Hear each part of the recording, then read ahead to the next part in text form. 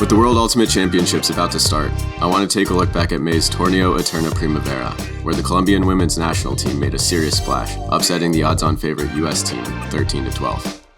We're going to take a look at some of the skills and tactics that led to this result.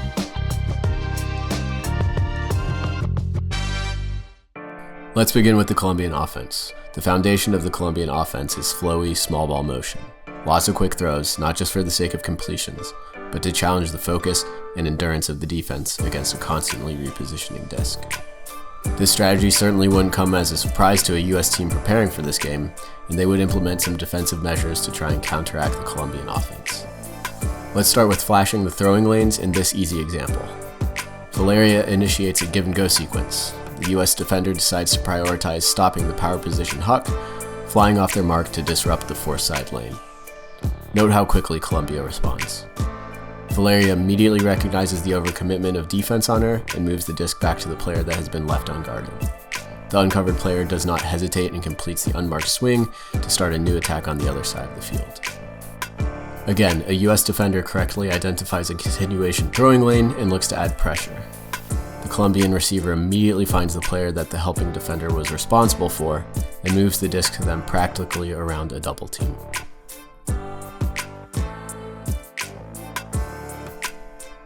A Colombian player makes a motion to the backfield to start an attack off the sideline, which draws Angela Zhu's attention. No longer being covered, Valeria releases into the space that the previous cutter was occupying. This overlapping motion results in a Colombian offense getting an aggressive attack through the middle of the field, pulls 3 defenders to the force side, and eventually results in an easy goal as the mark is still recovering.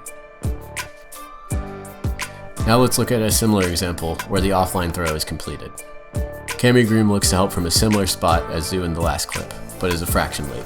The uncovered receiver holds the swing space, as there isn't really an upfield space to threaten. The most dangerous space the disc can move is actually laterally, as a majority of players are within the near side of the field. We get some standard end zone offense after, the defense has to respect the break side attack, and eventually Colombia finds a goal. These sorts of defensive efforts can often be effective at chopping up offensive flow, but the Colombians' ability to execute quickly and precisely in these fluid scenarios was outstanding. Next, some zone looks. The US arrangement is a 4-2-1. The marking is pretty flat, shading to the forced middle direction from the sidelines. One interesting facet of the 4-person cup is the reset coverage, playing very tight on the midfield resets, crashing aggressively from the cup on any of these motions. The Colombians fight physicality with physicality. As the defenders move in to congest the handlers, the throwers are fighting past and through the defense with their pivots, reaching and throwing beyond not only their mark, but also the collapsing cup. What actually seemed to be the most effective defensive look for the US in this game was vanilla, matchup, flick force defense. The Colombians had a number of miscues from the low side going upwind when the reset options were contained. Perhaps the helping and switching defensive ideas will improve with more reps and practice for the US, but in this game, simple one-on-one generated the most turnovers. The last thing I wanted to note about the Colombian offense is Jessica Grajales. Sometimes analysis is simple. Getting isolated space for a quick and physical threat is usually going to work. Whether leveraging her size to box out the defender or her quickness to win a change in direction, Grajales was constantly winning the inside shoulder in the end zone, setting up easy goals for her throwers. In the open field too, look at how Grajales checks in on every single throw to time her deep cut, not on the under, but for the handler facing downfield on this backhand huck. This was a seriously dominant performance that may demand more than one-on-one attention for future opponents. Now let's switch sides of the disc and look at the Colombian defense. In the first half, the Colombian defense was mostly getting the disc through throwing errors, but in the second half of the game, they earned 4 blocks. Let's see what changed. ¿Cómo jugarles a ellas? ¿Cuál es ese punto débil por donde hay que atacarlas? Yo creo que hay que invitarlas a que hagan muchos pases. Ya están acostumbrados a un juego 1, 2, 3 pases y con eso concretan. Invitarlas a que hagan muchos pases para que se cansen porque el solecito de Medellín las quema. During the halftime interview, Manuela Cardenas expressed the defensive goal was to make the US throw more. In the first half, the US showed a propensity for long cuts and big gains in isolation.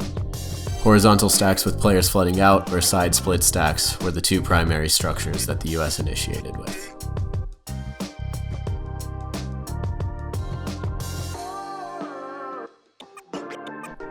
Immediately out of the second half, you can see the Colombian four-side handler defender sitting in the lane for a couple stall counts.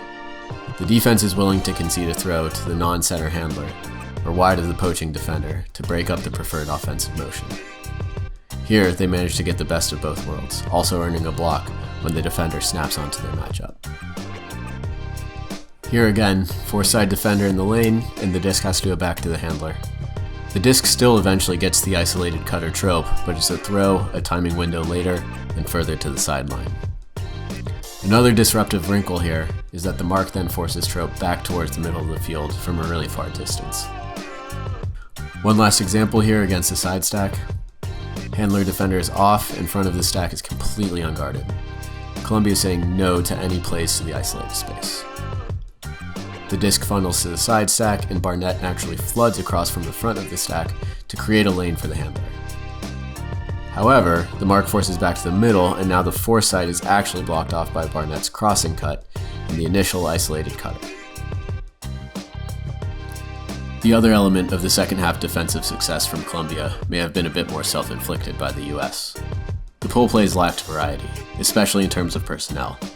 In particular, if you saw a certain pair of Dartmouth alums, Juliana Werfeli and Claire Trope across the line from you could probably guess what the pull play was going to be.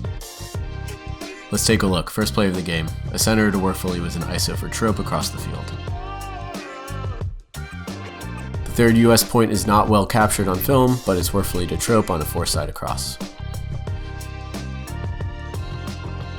Off a stop disc, Werfeli looking for Trope on the same crossing motion. And here we go to Universe Point. Based on where the players are jogging on the pole, it looks like a full side stack ISO. Manuela contests the break side and underlane, and the front stack defender is just as close to getting a block on the force side, but pulls out to avoid a dangerous play. Manuela pops up to set the force back towards the middle and the stack that is flooded away from the handler, and they get another near contest. Force switches again, and third time's a charm.